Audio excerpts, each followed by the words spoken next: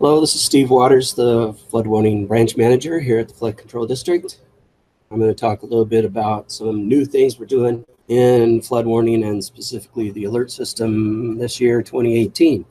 We have been converting our alert stations to a new format called Alert 2.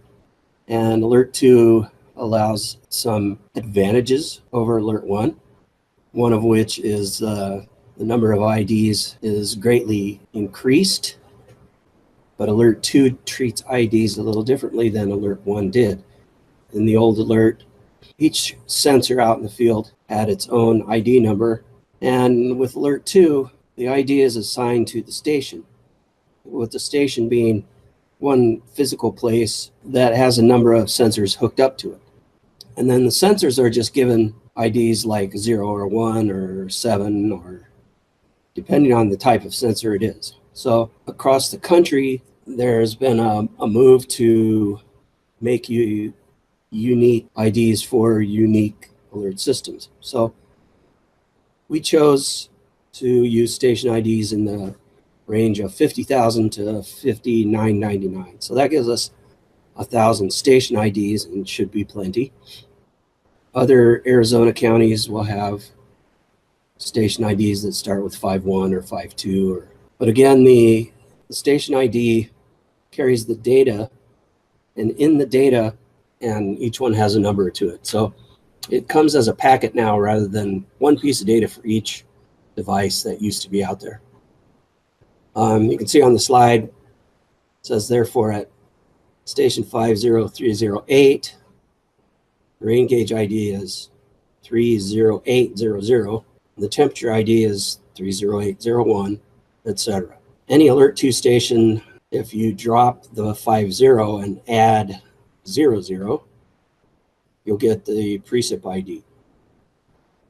We've done a little bit of work based on requests of users to the Meteorological Services Program forecast zones.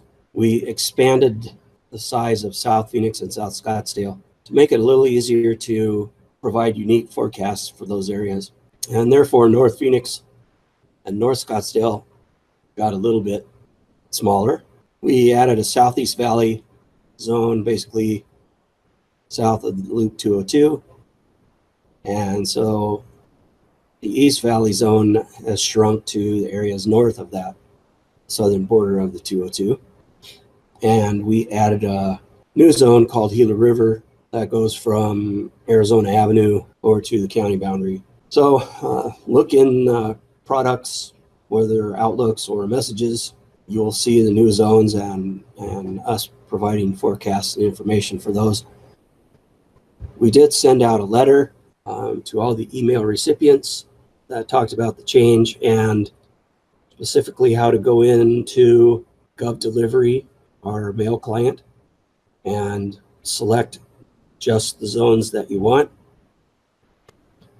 Our flood response plan project this year was to do an update for Cave Creek, and Cave Creek was first done, I believe, in 2009, and so it was time for an update. It's been almost 10 years.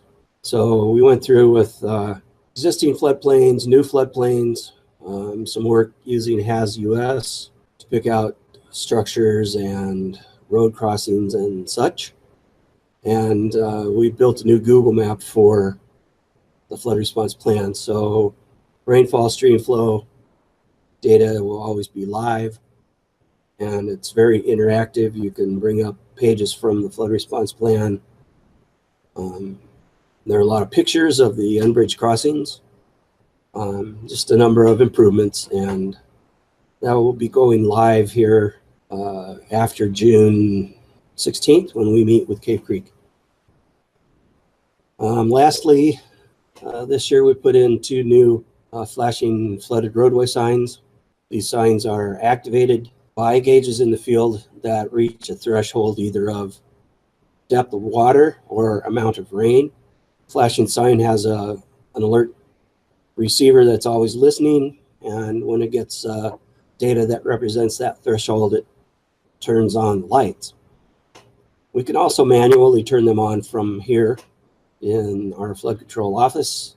So the 2 new ones are on on New River's crossing of Old Stage Road, which is just north of the school, and also on Bartlett Lake Road at Camp Creek, which is a very wide floodplain. So those two flashing sensors are about a half a mile apart to give ample warning before people get down into where there could be water. And I believe that's it for my presentation.